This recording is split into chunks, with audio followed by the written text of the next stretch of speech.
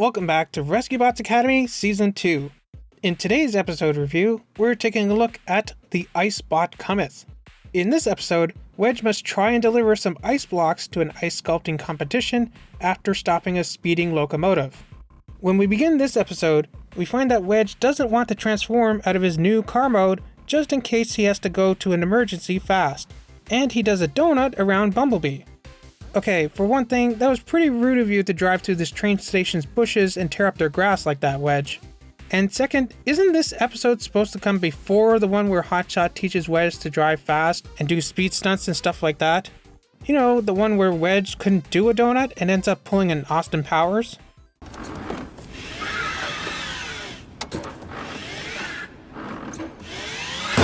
Maybe I was right and that episode should have come before this one. When we get a look at the crowd here for the mayor's speech, we see a ton of familiar faces. We see Miles without his brother Evan, Sally from the episode Shall We Dance, with her mother dressed as a construction worker in the back. There's Doc, one of the rescue teens. There's Cody's best friend Frankie Green. There's director Francois from the episode Acting Out. There's Jerry. There's the old lady that Cody gave his groceries to in the episode Balloon Up a Tree. And now that I've seen the original Rescuebots show, I think that's the lobster lover guy from the episode Flopsters on Parade. Man, Boulder Media really likes to reuse some of the same characters. So it turns out that they're all waiting here for some kind of ice carving event. But the train with the ice is late. It finally arrives, but it appears to be speeding out of control. So it's Wedge and Bumblebee to the rescue. Bumblebee leaps onto the train and must execute a few quick-time events in order to reach the engine.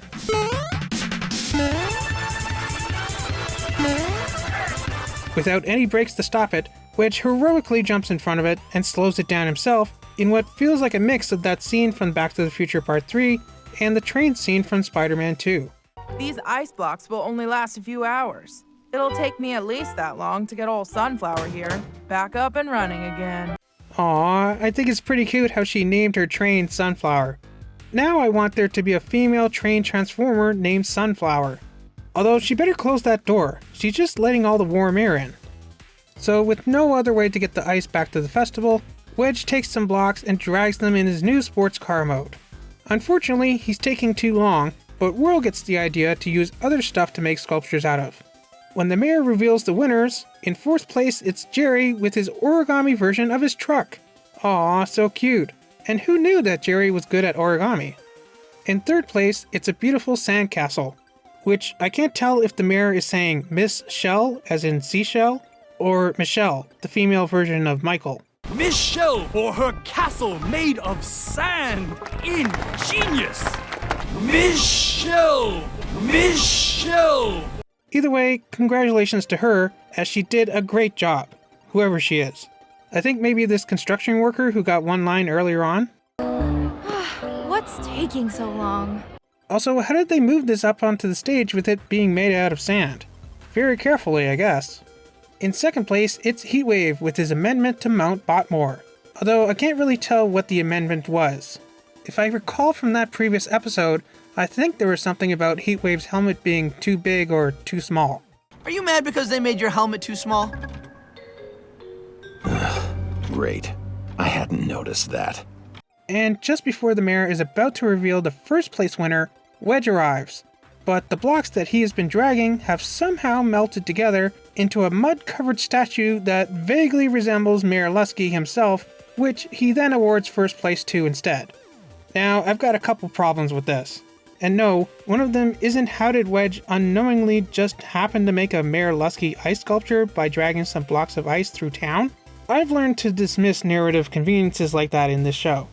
No, my issues are, 1, I really want to know what the original first place sculpture was, and who did it. Was it Whirl's? Was it Doc's? Was it Sally's? I need to know. And 2, that isn't really how ranking works.